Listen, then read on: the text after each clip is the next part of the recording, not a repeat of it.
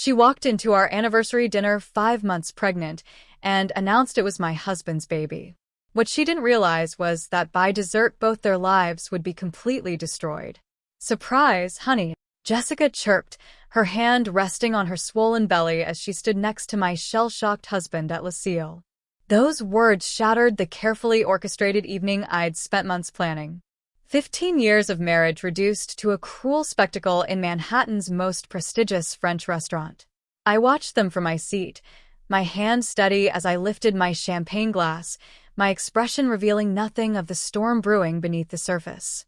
Before we jump back in, tell us where you're tuning in from, and if this story touches you, make sure you're subscribed because tomorrow I've saved something extra special for you. "I thought you should hear it from me directly," Jessica continued, her designer maternity dress highlighting her obvious pregnancy. She pulled out the chair next to Richard, my husband, who sat frozen, his face a mixture of shock and something else. Fear. He knew me too well to think this would end quietly. The candlelight caught the emerald bracelet around her wrist, my grandmother's bracelet which had mysteriously disappeared during our apartment renovation. How fitting that she'd chosen tonight to wear it, another little twist of the knife. But what neither of them knew was that I'd been waiting for this moment, orchestrating every detail of what would follow. Richard finally found his voice. "Elena, I can explain," he started, but I raised my hand, silencing him with a gesture. The restaurant's soft lighting caught my wedding ring, a bitter reminder of vows soon to be shattered. "Please sit down, Jessica," I said, my voice carrying that same warmth I'd used countless times with nervous clients in my investment firm. "Since you've made this evening so memorable, you might as well join us." The irony of my invitation was lost on them both. Jessica settled into her chair, a triumphant smile playing at her lips. At 28, she was 13 years my junior, a fact Richard had obviously found enticing when he hired her as his executive assistant last year. She had no idea she was walking into a trap that had been months in the making. I glanced around Lucille's elegant dining room, noting the strategic placement of security cameras I'd meticulously mapped out weeks ago. Every angle would capture what was about to unfold. The maitre d' caught my eye and gave an imperceptible nod. Everything was in place. "How far along are you?" I asked, taking another sip of champagne. The vintage Dom Perignon, Richard's favorite, had been my choice for this evening. He always did have expensive taste in everything from women to wine. 5 months, Jessica replied, her hand protectively cradling her belly. "Due in October." She reached for Richard's hand on the table, a gesture meant to wound. He withdrew it quickly, his eyes darting between us. I allowed myself a small smile. 5 months, exactly as my private investigator had reported. The timing couldn't have been more perfect if I'd planned it myself. And in a way, I had. "Fascinating," I murmured, reaching for my purse. "Then you must have conceived right around the time of the company's annual charity gala. The night Richard gave that moving speech about corporate integrity and family values." The color drained slightly from Jessica's face. Richard shifted uncomfortably in his chair, his expertise in reading market fluctuations now turned against him as he tried to decipher my too calm demeanor. "Elena," he began again, his voice taking on that authoritative tone he used with junior executives, "this isn't how I wanted you to find out. I was going to tell you." "When?" I interrupted softly. "After the baby was born? Or perhaps after you'd finished transferring client funds into your private accounts?" The wine glass in his hand froze halfway to his lips. Jessica's triumphant smile faltered for the first time that evening. Neither of them had expected this level of knowledge, this calm recitation of facts that shouldn't have been in my possession. "I don't know what you're talking about," Richard said, but the slight tremor in his voice betrayed him. 15 years of marriage had taught me every tell, every micro-expression that signaled his lies. I reached into my purse and withdrew an envelope, placing it carefully on the crisp, white tablecloth. "I think you do. Just like you know about the falsified investment reports, the shell companies, and the offshore accounts in the Caymans." Jessica's face had lost its rosy glow.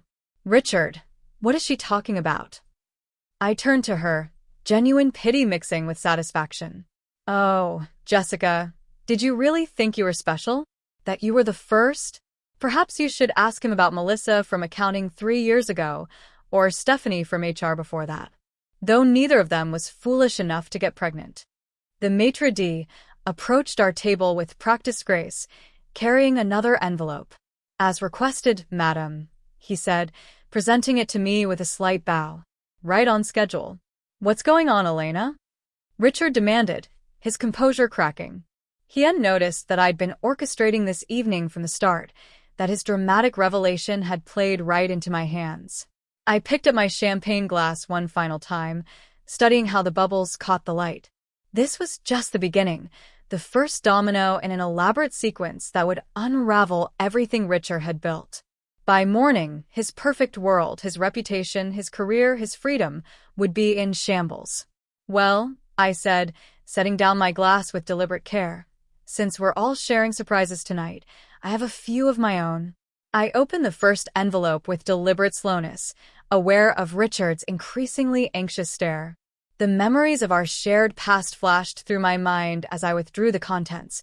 Bank statements, transaction records, and a USB drive that made Jessica's perfectly glossed lips part in surprise. What is this? Richard demanded, his confident demeanor cracking further. His hand reached for the documents, but I held them just out of reach. History, I replied simply, laying out the first document. This is a record of the first wire transfer you made to your Cayman account 8 months ago, $1.2 million from the Donovan family's retirement fund. I placed another document beside it. And here's the Jensen portfolio, another $800,000. Those were legitimate investments, Richard protested, but his voice had lost its usual authority. Except they weren't investments at all, were they? I spread out more documents across the pristine tablecloth. These are the actual performance reports, before you altered them. Before you convinced these families that their life savings were growing when you were actually stealing from them. Jessica's hand had dropped from her belly, her triumphant expression replaced by growing horror. Richard, what did you do? I turned to her, my voice gentle. Did you ever wonder how he could afford that penthouse where he took you? Those weekend trips to the Hamptons? The designer wardrobe he bought you? I paused, letting the implications sink in. Blood money, Jessica. All of it. The restaurant's ambient noise seemed to fade as I continued my revelation. The other diners, the soft classical music, the gentle clink of silverware, all became background to our unfolding drama. You see, I continued, while you were playing house with my husband, I was tracking something far more sinister than just infidelity. Did you know that over 30 families have lost their entire retirement savings? That elderly couples are selling their homes because the investments Richard promised would support them have vanished. Richard's face had turned ashen. You're making wild accusations without any proof. Proof. I smiled, sliding the USB drive across the table. Like the video footage from the office security cameras showing you falsifying reports? Or perhaps the recorded conversations with your offshore banker. I've been gathering evidence for months, darling, ever since I noticed the discrepancies in our own accounts. I reached for the second envelope the maitre d' had delivered. But that's not even the most interesting part. Would you like to know what else I discovered, Jessica, about your own history? Her hand instinctively went back to her pregnant belly, protective and fearful.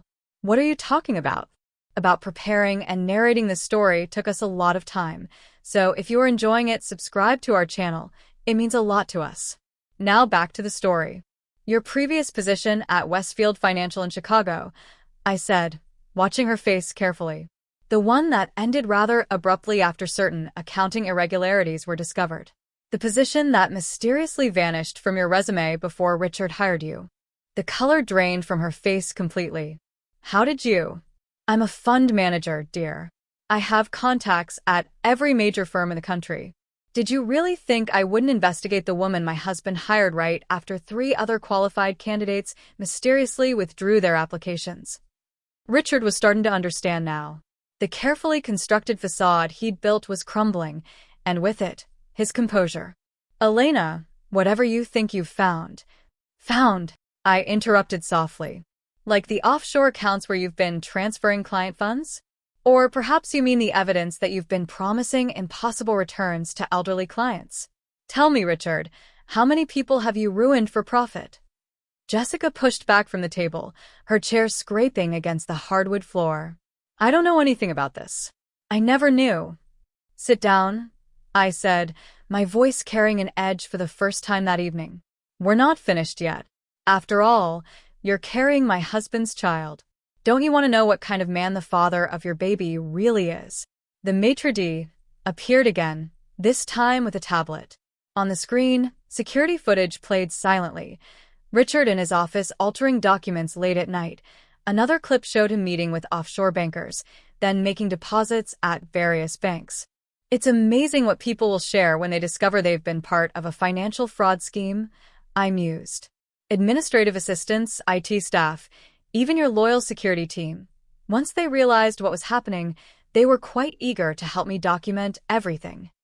Richard's hand was shaking as he reached for his water glass. These are all lies. I've made fortunes for my clients. I'm one of the most respected financial advisors in the city. Were. I corrected gently. You were respected. By tomorrow morning, every major financial institution in the country will have copies of this evidence. The SEC, the FBI, the state attorney's office, they'll all know what you've done. The gravity of the situation was finally hitting him. I could see it in his eyes. The same look I'd seen in clients when they received devastating financial news. The understanding that everything was about to change, and not in their favor. As for you, Jessica, I continued, turning back to her, I suggest you consider your next moves very carefully. Accessory to financial fraud carries significant prison time, especially when it involves retirement funds. Though I suspect the authorities might be lenient if you cooperate fully. She was crying now, mascara tracking down her cheeks. The triumphant homewrecker of an hour ago was gone, replaced by a terrified young woman who had just discovered she was carrying the child of a criminal. I had no idea, she whispered. I swear I didn't know about any of this. I believe you, I said, and I meant it. You are just another pawn in his game. Like the assistants before you, the clients he ruined, the families he destroyed. Richard has always been very good at using people. The sound of footsteps approaching our table made Richard look up sharply. Two men in suits were making their way through the restaurant, their badges visible at their belts. Right on schedule, I murmured, checking my watch. The FBI has been very interested in the evidence I've gathered. They've just been waiting for the right moment to make their move. Richard stood up abruptly, his chair toppling backward with a crash that drew every eye in the restaurant. You can't do this to me, he hissed, his composed advisor's demeanor completely shattered. I built that firm from nothing. Everything I did was to create wealth. Create wealth. I repeated softly, rising to face him. Like for Martin Lewis, age 72, who now works night shifts at a gas station because you stole his retirement. Or the Peterson family, who had to pull their daughter from college when their savings disappeared. Was that creating wealth, Richard? The FBI agents were only steps away now. I could see the moment Richard contemplated running, the slight shift in his stance, the darting of his eyes toward the kitchen exit. But Jessica's presence, her pregnant form a stark reminder of his responsibilities, kept him rooted in place. Richard Morgan, one of the agents announced, his voice carrying in the now silent restaurant. We need you to come with us. We have some questions about several client complaints at Morgan Investment Strategies. I watched as they read him his rights, the same hands that had analyzed markets and reassured clients, now being cuffed behind his back. Jessica sat frozen in her chair, one hand on her belly, the other clutching the edge of the table so hard her knuckles had turned white. Mrs. Morgan, the second agent turned to me. We'll need your statement as well. Your cooperation has been invaluable in this investigation. Richard's head snapped up at that. Investigation? How long have you been working with them? The betrayal in his voice was almost comical, considering the circumstances. Since the Donovan family came to me 3 months ago, I replied calmly. Remember when I mentioned having lunch with their daughter last month? Sarah was quite interested to learn that her parents' retirement fund wasn't actually invested in blue-chip stocks, but had been transferred to your private accounts. She was even more interested in the forged documents you used to hide it. The memories of that lunch flooded back, Sarah's tears turning to rage as I showed her the evidence, her parents' authentic financial statements proving the money had been diverted before any investments were made. It had been the turning point in my investigation, the moment I knew I couldn't just walk away with a divorce settlement. "Agent Cooper," I said, addressing the lead FBI agent, "you'll find additional documentation in the firm's backup servers. The access codes are in the files I provided. Pay particular attention to the records from the last 3 years. That's when the pattern of fraud began." Jessica suddenly lurched to her feet, her face pale. "I think I'm going to be sick," she mumbled, rushing toward the restroom. One of the female agents who had just arrived followed her, while curious diners pretended not to stare at our unfolding drama. "I did it for us," Richard said suddenly, his voice breaking. The market was turning. Clients were demanding better returns. We needed the capital to stay competitive. "Save it for your lawyer," Agent Cooper replied, but I raised my hand to interrupt. "No, let him speak," I said softly. "I want to hear him explain how stealing life savings from elderly couples was helping anyone but himself. Tell me, Richard, what noble purpose did the Maserati serve? The memberships at 3 exclusive clubs? The apartment in Paris?" I opened my phone and pulled up a series of photographs. Richard at expensive restaurants with Jessica, shopping at high-end boutiques, viewing penthouses in Tribeca. "Your clients' returns dropped 40% after you started diverting funds, while your personal wealth increased by millions. Quite a coincidence, isn't it?" As they led Richard away, I turned to the remaining agent. "You'll want to speak with Marcus in accounting. He's been falsifying quarterly reports to match Richard's claims. And check the client communication records. There's a pattern of misrepresentation that's too consistent to be accidental." The maitre d' approached again, this time with a concerned expression. "Madam, perhaps you'd be more comfortable in our private dining room away from—" He gestured discreetly at the other diners, many of whom were now openly staring. "No need," I replied, gathering my things. "I believe our dinner is concluded." I picked up my grandmother's emerald bracelet, which Jessica had left behind in her rush to the restroom. The stones felt cool against my palm, a tangible reminder of everything that had been stolen and everything I had reclaimed. As I walked toward the exit, I heard the whispers beginning. By morning, Manhattan's financial community would be rocked by the scandal. Richard's reputation, built over decades, would be destroyed. Morgan Investment Strategies, his crown jewel, would be shut down and investigated. Every client account, every transaction, every investment decision would be scrutinized. Outside, in the cool spring air, I paused to look back at Lucille. Through the window, I could see the FBI agents comforting a sobbing Jessica who had emerged from the restroom looking shattered. Part of me felt sorry for her. She was young, pregnant, and had been manipulated by a master deceiver. But she had made her choices, just as Richard had made his. My phone buzzed with a text from Sarah Donovan. "Is it done?" "Yes," I replied simply. "Justice for your parents and all the others." Another text came through, this one from my contact at the SEC. "Emergency meeting called for 7 a.m. Licenses will be suspended pending investigation." Everything was unfolding exactly as planned. The carefully gathered evidence, the meticulous documentation, the strategic timing, it had all come together perfectly. Richard had thought tonight would be his moment of triumph, his chance to humiliate me with his pregnant secretary. Instead, it had become his undoing. I slipped into the back of my waiting car, nodding to Michael, my private investigator, who sat in the driver's seat. "Well done," he said simply. "The FBI has everything they need?" "Everything and more," I confirmed. 3 years of evidence, dozens of witness statements, complete financial records. He'll never work in finance again. Neither will anyone who helped him. As we pulled away from the restaurant, I thought about the months of preparation that had led to this moment. The late nights reviewing account statements, the meetings with devastated families, the careful documentation of every suspicious transaction. I had built an airtight case while maintaining my role as the unsuspecting wife. What about the girl? Michael asked, glancing in the rearview mirror. The pregnancy complicates things. She's not the first woman he's deceived, I replied, thinking of the others I'd discovered during my investigation. But she'll be the last.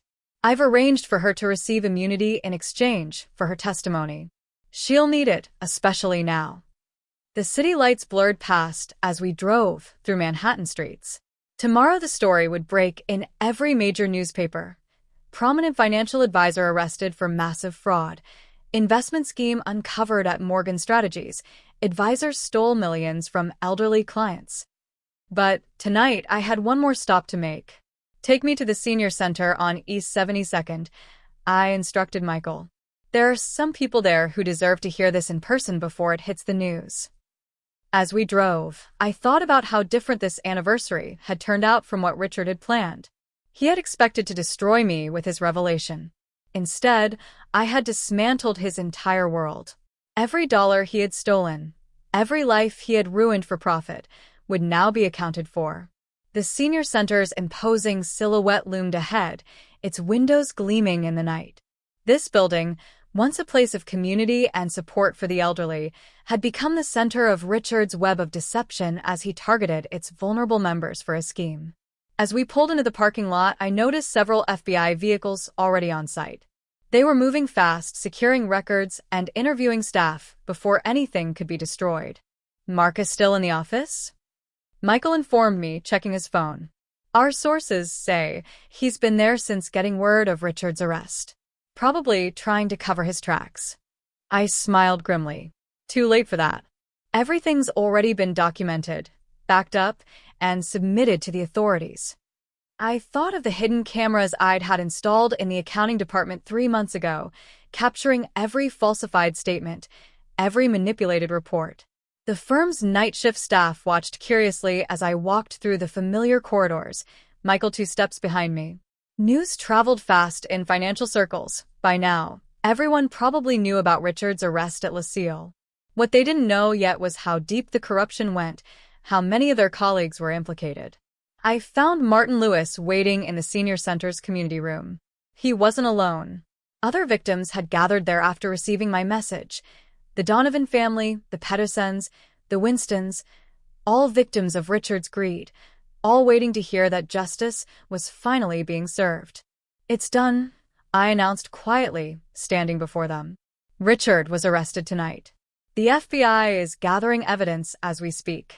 Every dollar stolen, every falsified record, every lie, it's all coming to light. Martin stood, tears streaming down his face. My wife knew something was wrong, he said softly. She told me the numbers didn't make sense, but Richard was so respected, so convincing. We trusted him. They all did.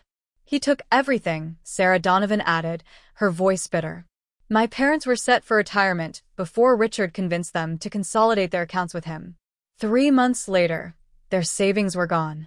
I pulled out my phone, showing them the evidence I'd gathered. The FBI has everything.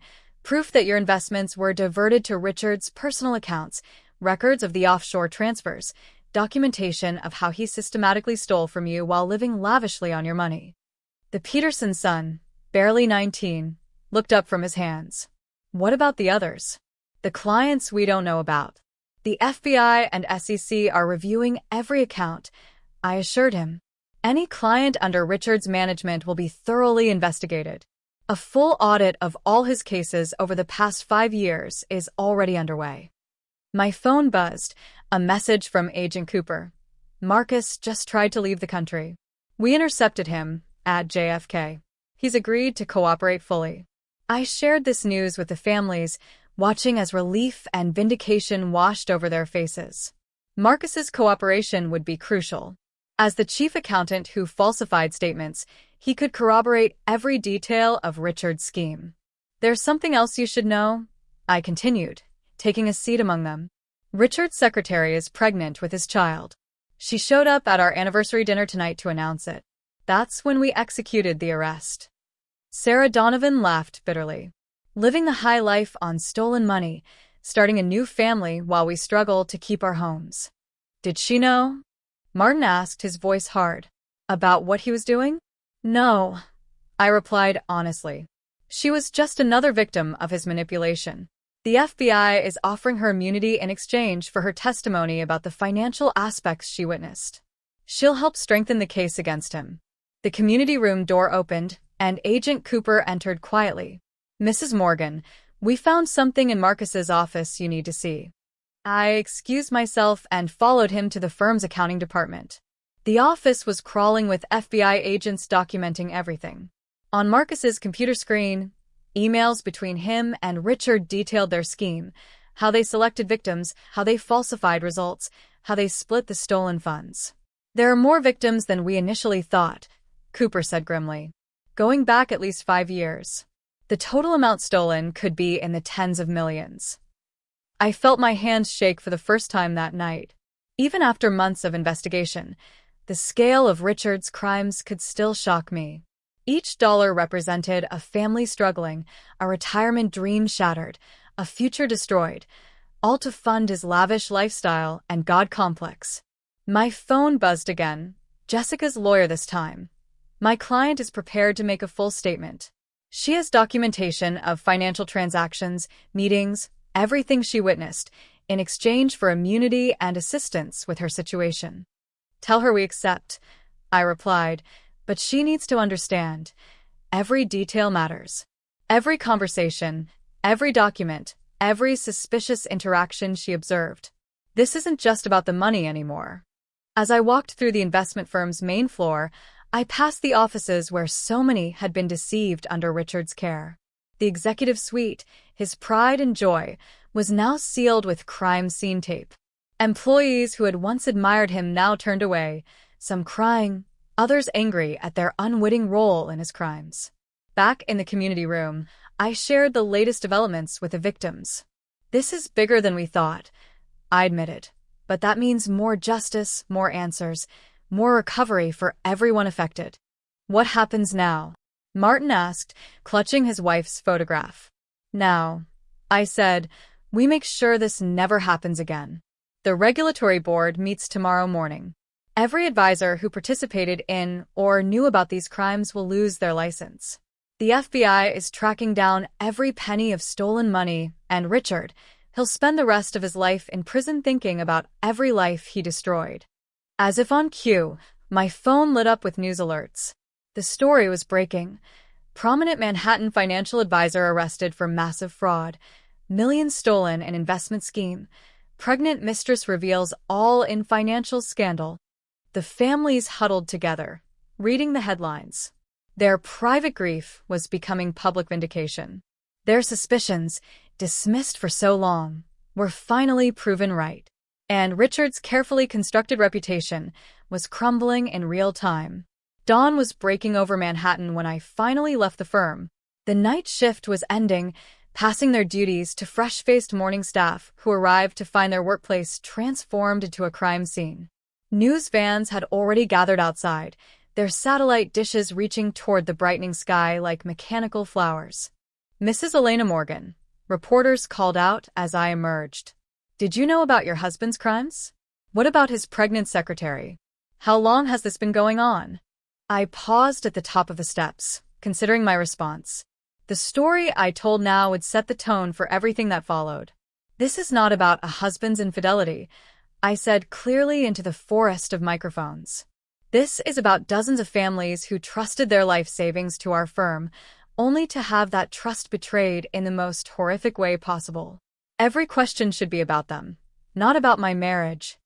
My phone hadn't stopped buzzing since the story broke. Regulatory board members, other financial advisors, former clients, families, all wanting to know if their accounts were affected, if their investments had been part of the fraud. Each message was another crack in the foundation of Richard's legacy. The firm's legal team is assembling in the conference room, Michael informed me as we got back into the car. They're talking about damage control. I smiled grimly. Too late for that. I've already sent copies of everything to every major regulatory body in the country. By noon, there won't be a financial institution in America that doesn't know exactly what happened here. The morning sun cast long shadows across the city as we drove to my next appointment.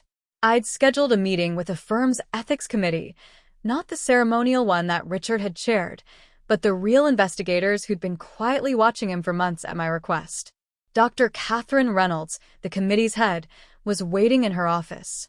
Her face showed the strain of a sleepless night. "The numbers are worse than we thought," she said without preamble. "We've identified over 60 victims over the past 5 years, all clients who trusted Richard with their life savings, all with accounts that were systematically drained. The total is approaching $42 million. I sat heavily in the chair across from her desk. 60 families. $42 million. The scale of Richard's crimes was still expanding, like ripples in a poisoned pond. "There's more," Catherine continued, sliding a folder across her desk. "We found evidence that he was planning to expand the operation.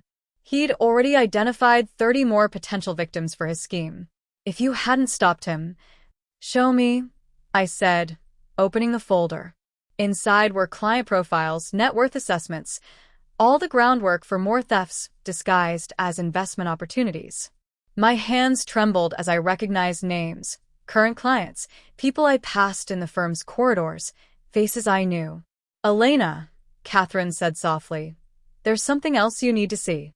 She turned her computer monitor toward me. On the screen was a life insurance policy, my own, taken out 6 months ago without my knowledge. Richard's signature was on all the documents.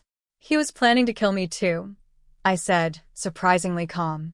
"After the baby was born, I suppose. A tragic accident, just like the others." "The policy was for $10 million, Catherine confirmed, set to pay out to a trust he controlled. "We found emails discussing the details with Marcus. They were going to make it look like a boating accident during your summer vacation." The pieces clicked into place. Richard's insistence that I increase my coverage through the firm's provider, his sudden interest in our vacation planning, the way he'd been documenting everything about my daily routine. He'd been setting the stage for my death while playing the concerned husband. My phone buzzed with a text from Agent Cooper. "You need to see this." Interrogation Room 3. 20 minutes later, I stood in the FBI field office, watching through one-way glass as Jessica broke down during questioning. Her perfectly crafted facade had crumbled completely, replaced by genuine horror as she learned the full scope of Richard's crimes. "He said the money was from successful investments," she sobbed. "He told me he was helping people secure their futures. I never knew. Oh God, all those people." "She's telling the truth," Cooper said, standing beside me. "Her only real crime was falling for his lies, like the others before her." "The others?" I repeated. "How many were there?" "We've identified 3 previous relationships, all following the same pattern. Young, ambitious professionals, each one distanced themselves after noticing something wrong with his practices.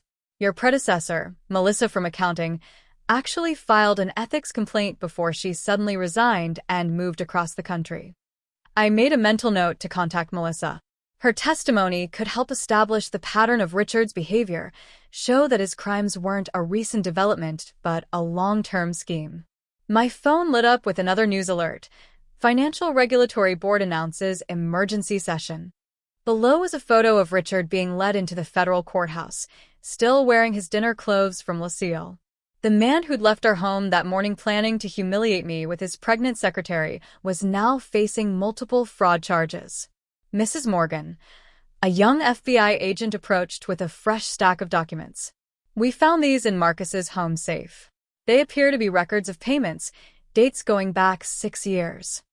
I began sorting through the papers, each page adding to the mountain of evidence: bank transfers, offshore accounts, coded references to client names. Marcus had documented everything. His meticulous record-keeping would be Richard's final undoing.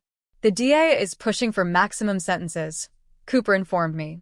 "Given the number of victims and the premeditated nature of the crimes, it's practically guaranteed." I thought of the families in the senior center, of Martin Lewis clutching his wife's photograph, of the Peterson's son trying to understand why his college dreams had been shattered. They would all get their day in court, their chance to face Richard and tell him exactly what he'd stolen from them. "What about the firm?" I asked. "The managers who looked the other way? The partners who suspected something but stayed quiet? We're building cases against everyone involved," Cooper assured me. Marcus's cooperation is key. He's naming names, providing dates, confirming every detail of the scheme. No one who participated or covered up these crimes will escape justice. Outside, the morning traffic was building as Manhattan came to life. Somewhere in the city, Richard sat in a holding cell, probably still believing he could talk his way out of this. He'd always been convinced of his own brilliance, his ability to manipulate any situation to his advantage. That same arrogance had made him sloppy, leaving a trail of evidence that had led to this moment. Mrs. Morgan, a young associate, rushed up to me as I entered the firm for the emergency board meeting. "You need to see this. We found something in Mr. Morgan's private office." I followed her through the familiar corridors, now bustling with FBI agents and security personnel. Richard's office, once a shrine to his achievements with its wall of awards and accolades, was being systematically dismantled. Every certificate was being checked for authenticity, every achievement verified. Behind a false panel in his desk, they'd found a laptop, not his regular work computer, but a separate machine used solely for tracking his criminal enterprise.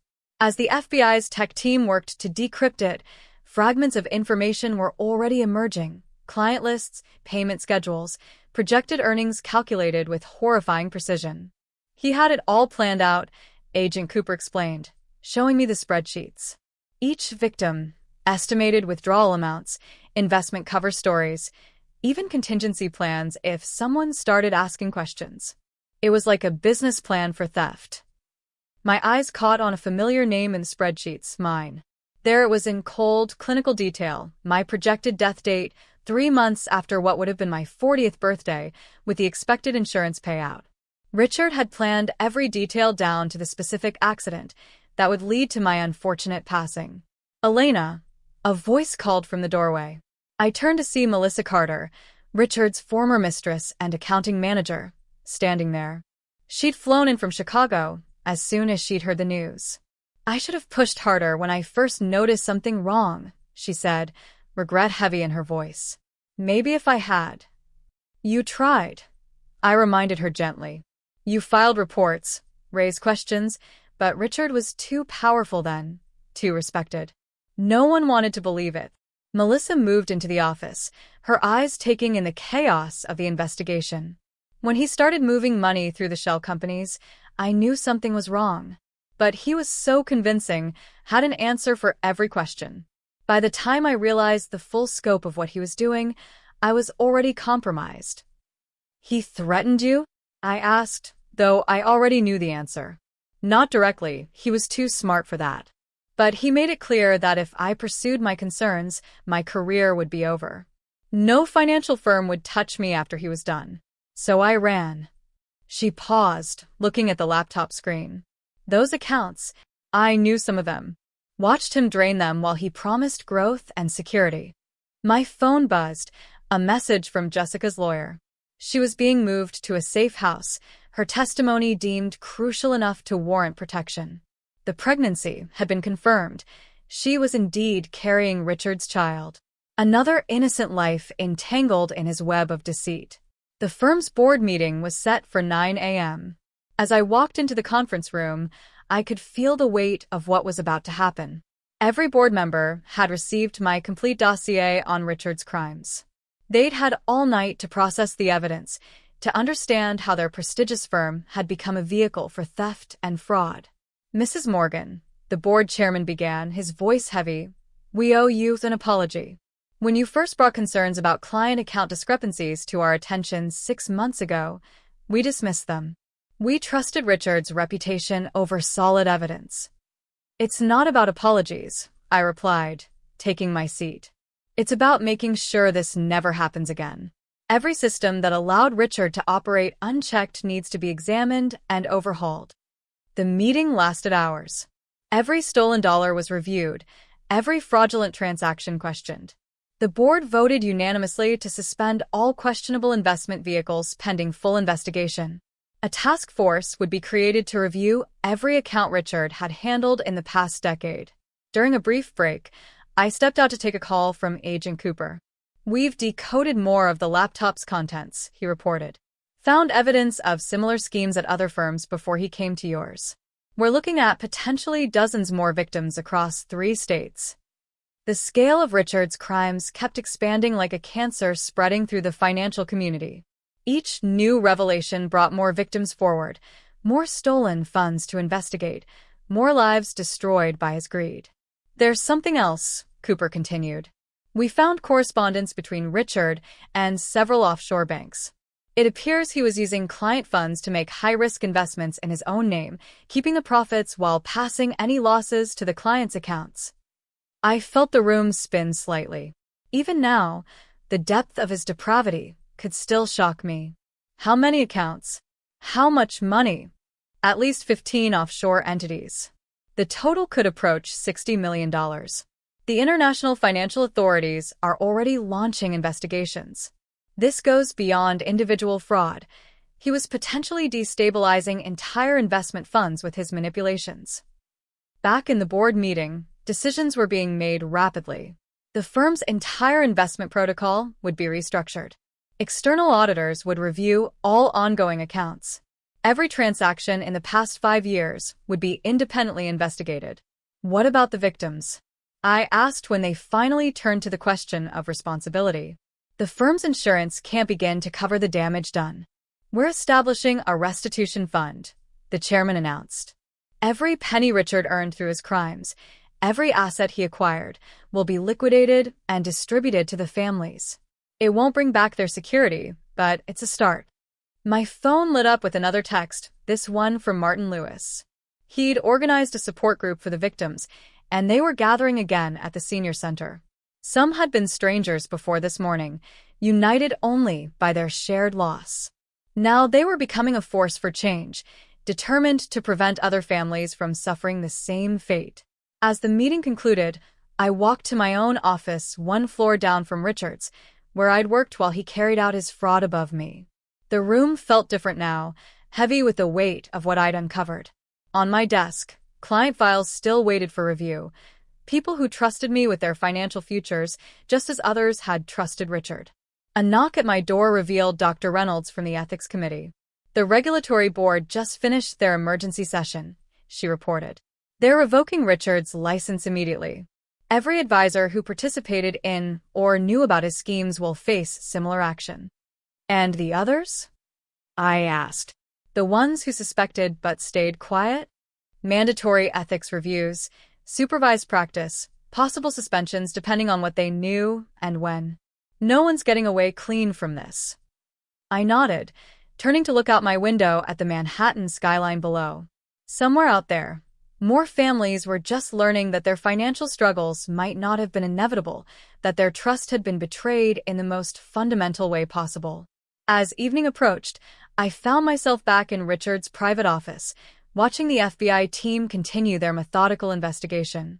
Every drawer, every file, every scrap of paper could contain evidence of another victim, another life ruined for profit. The weight of all those lost dreams seemed to press down on the room like a physical presence.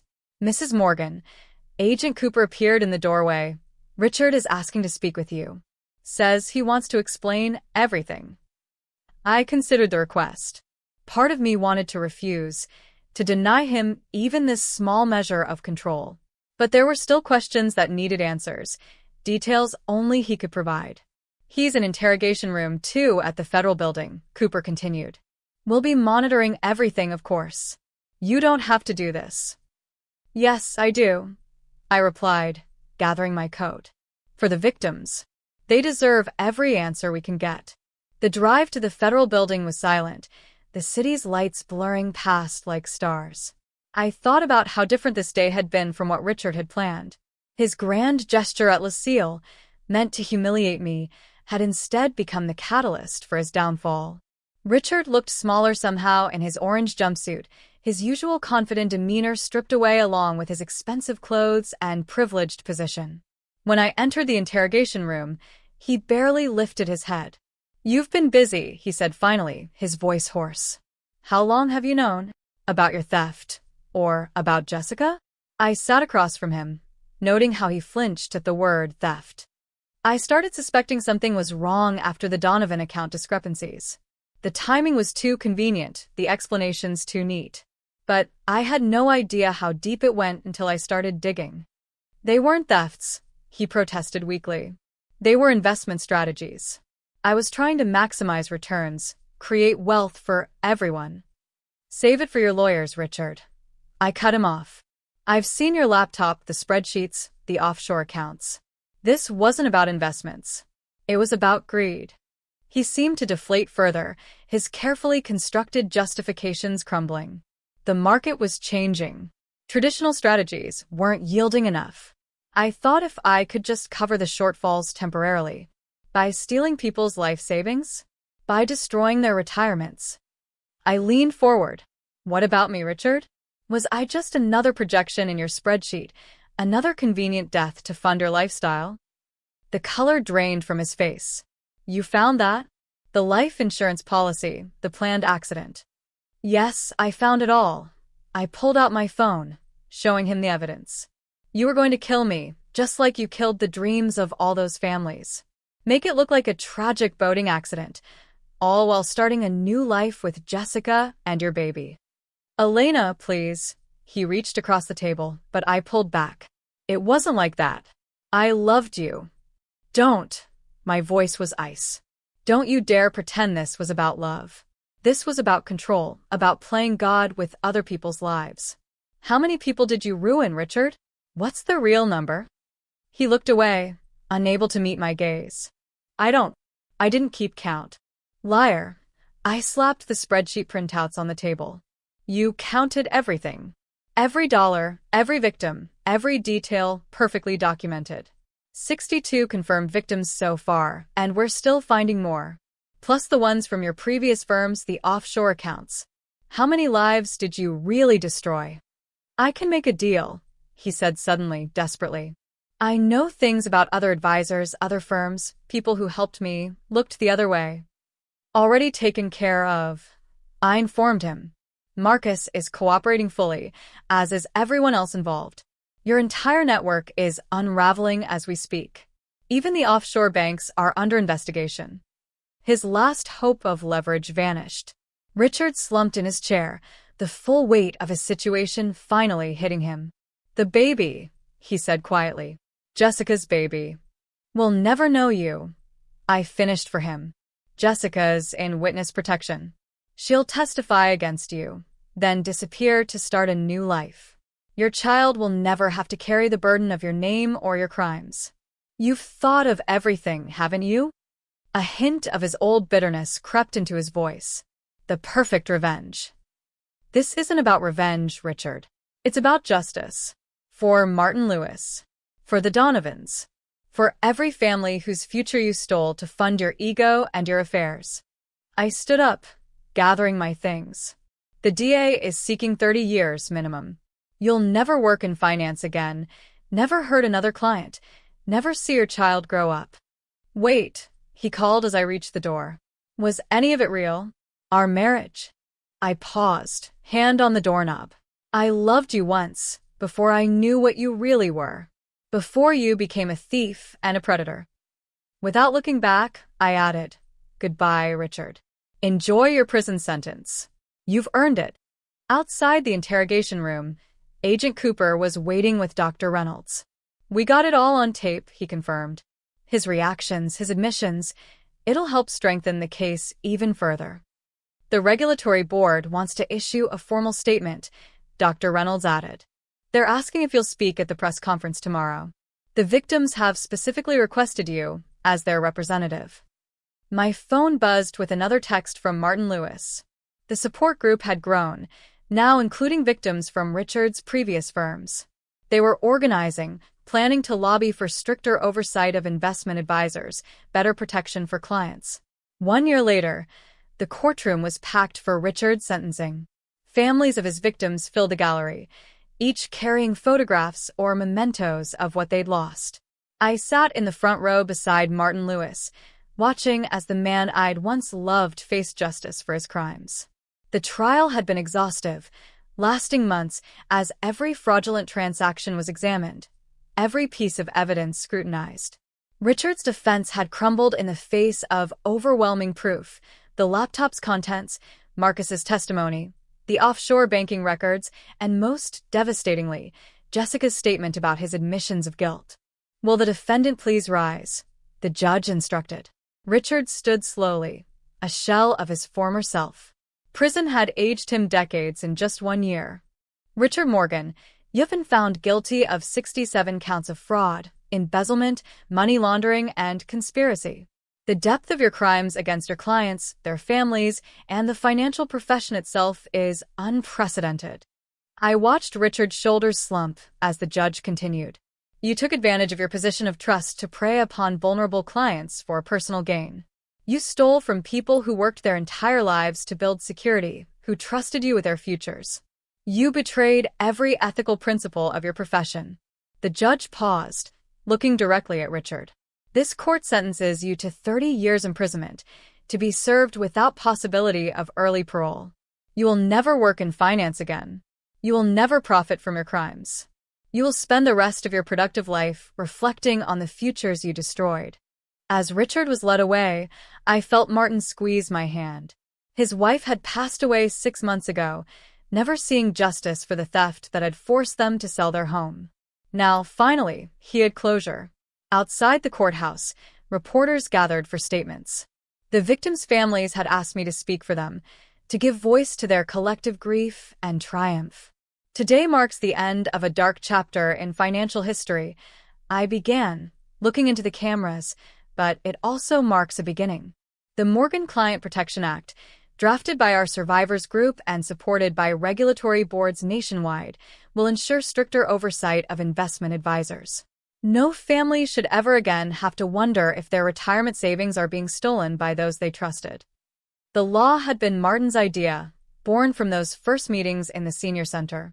It would require multiple independent reviews of client accounts, mandate transparency in fee structures, and establish a national database to track unusual withdrawal patterns. 5 years later, I stood at the podium of the newly established Financial Ethics Institute, addressing its first graduating class of certified financial oversight specialists. The institute gleamed in the morning sun, a testament to how tragedy could be transformed into protection for others. As I looked out at the faces of these future watchdogs, I thought about the journey that had brought us here, from that shocking moment at Lucille to today's ceremony. Every step had been about more than just personal justice. It had been about systemic change, about turning tragedy into positive action. Richard had thought bringing Jessica to our anniversary dinner would be his moment of triumph. Instead, it had become the catalyst for his downfall, exposing not just his infidelity, but his years of calculated theft. His attempt to destroy me had led to his own destruction, his crimes exposed, his victims finally given justice. The Institute now trained oversight specialists who would work within financial firms, identifying warning signs before they became full-blown fraud schemes. The Morgan Act had already prevented dozens of similar cases, saving countless families from the devastation Richard had caused. Jessica, now living under a new identity with her daughter Emma, had even contributed to the training materials through anonymous statements about the warning signs she'd missed. Emma would grow up never knowing the crimes that bore her father's name, but would instead learn how her mother had helped prevent others from suffering. Sometimes the best revenge isn't about destroying someone. It's about ensuring they can never harm anyone else again. It's about taking the worst moment of your life and transforming it into something that protects and strengthens others.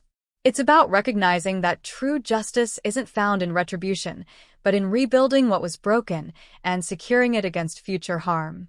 As I concluded my address to these fresh-faced guardians of financial ethics, I shared this final thought. The greatest victory over betrayal isn't in striking back, but in creating something better from its ashes. Let your work honor not just those who were harmed in the past, but those who will never suffer the same fate because of your vigilance. In the end, Richard's pregnant secretary showing up at our anniversary dinner hadn't marked the end of my story. It had merely been the beginning of a much more important one.